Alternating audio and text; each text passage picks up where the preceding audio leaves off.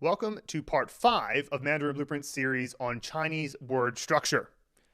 We've already covered the verb what, verb how, and bias structures, and today we're going to cover the parallel structure.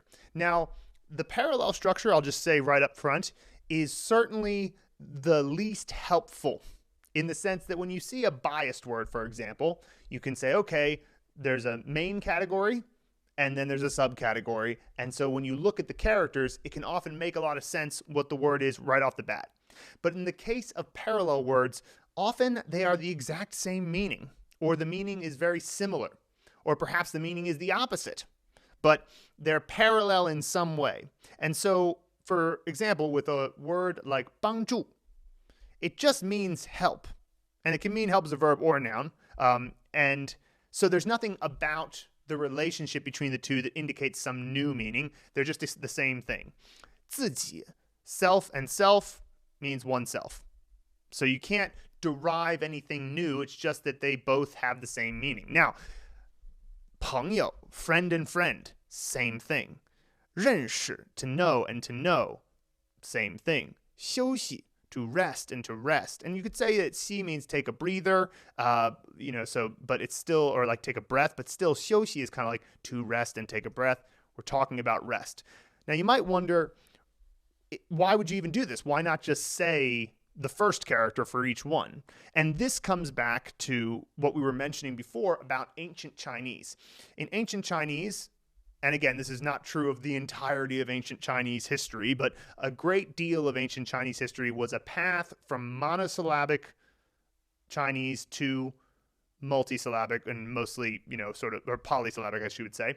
And that process largely happened because there were so many homophones. If every word is a single pronunciation and you only have so many pronunciations, eventually everything starts to sound the same. So you can imagine as Chinese began to modernize and it began to be polysyllabic and the majority of majority of words have 2 syllables, that this allows you to more easily distinguish by ear what the difference is between words. And so if you can say 自己 as opposed to just 字, then you can help yourself distinguish between other characters that are also pronounced 字, right? So he's saying 自己. That's not very common to combine in that particular form, but to say 字 by itself, there are a lot of characters that are pronounced 字.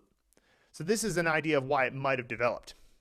Then sometimes there are parallel words that are very similar, like 兄弟, which means brother, and it's more like brother in the sense of like, hey bro, hey brother, how you doing, right? It's more like他是我的兄弟, he's my friend, he's my bro, like a very close friend. And technically 兄 means big bro and 弟 means little bro, but they're similar enough. Then you have 爱好. Now this is cool because first of all, 好 is usually pronounced third tone and it means good, but when it's pronounced fourth tone, 好, it's a verb meaning to like. So what's something that you love and you like?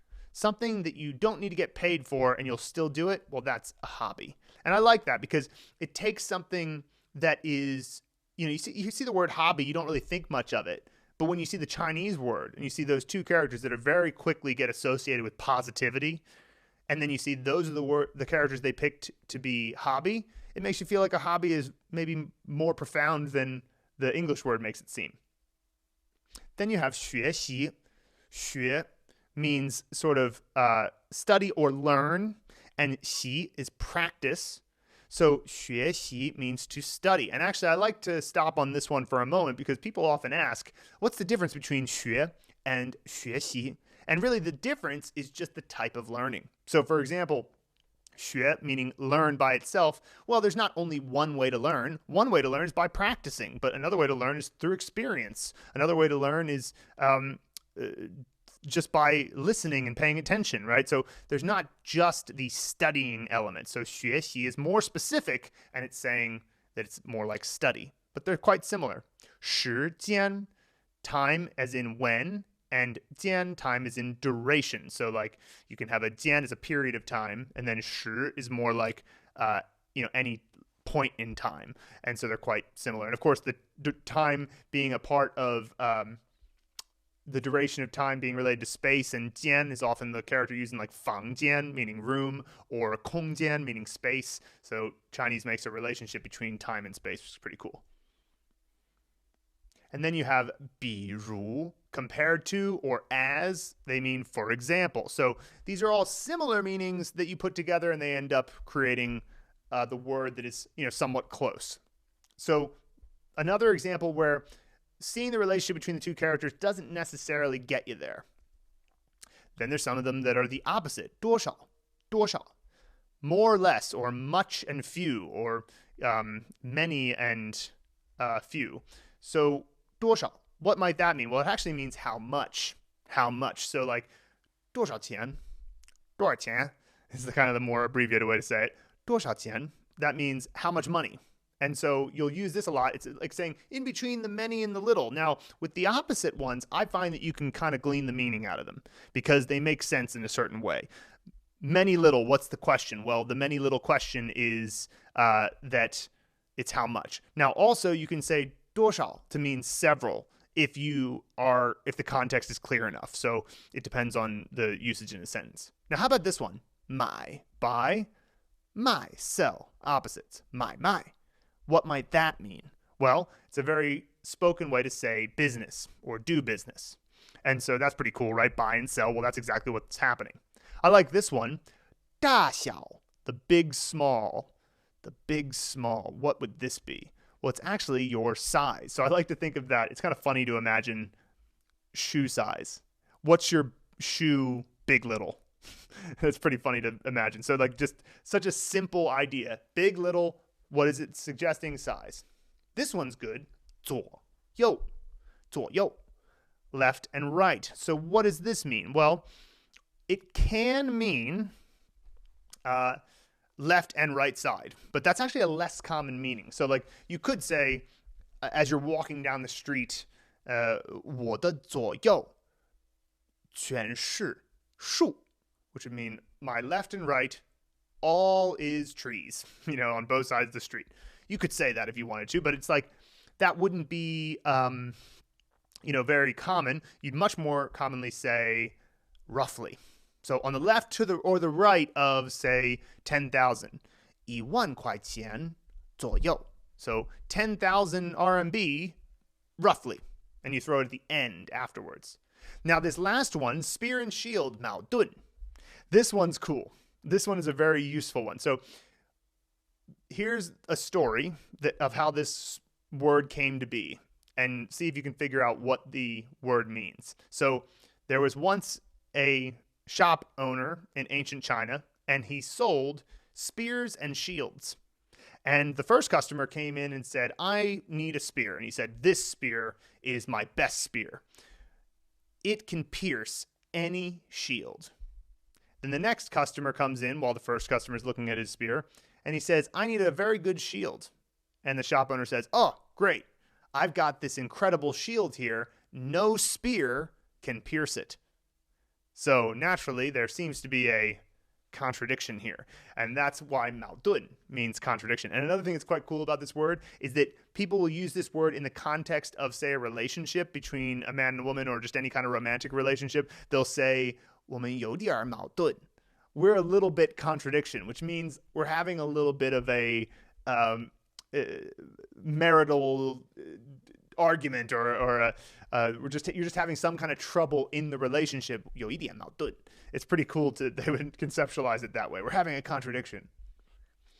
These are kind of cool, although they're quite rare, which are the related parallel ones, where there's something about them that connects, like 口, meaning mouth, and 齿, 口齿.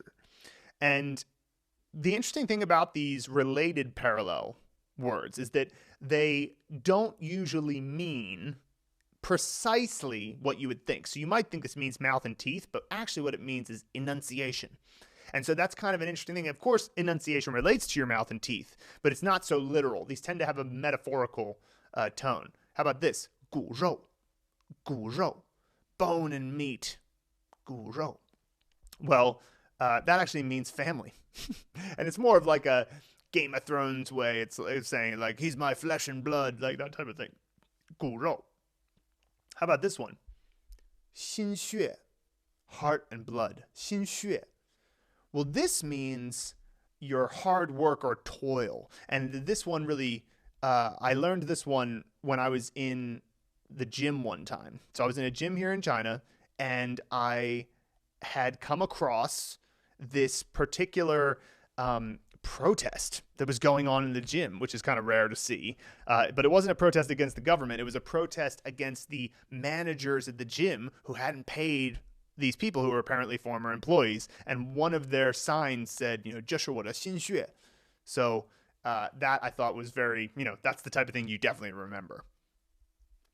Now, the final subcategory of parallel words is the ones where one of the two meanings was lost over time. It could have been that the word meant something different in the past and then it evolved. But something like 忘记 means to forget. 忘, remember, 记, but it just means to forget. 忘记 doesn't mean, I always think of it as like you forgot to remember, which is obviously sort of redundant, but it's still kind of a way to think of it because forget is the only meaning there, even though 记 by itself means remember. 国家, country and home. Sure, you could say that your country is your home in some ways, but it's not like literally your home with a roof on it. The character 家 has a roof. So to say that the word 国家, meaning country, it really just means country. It doesn't mean home. 窗户, window and door, well, that just means window.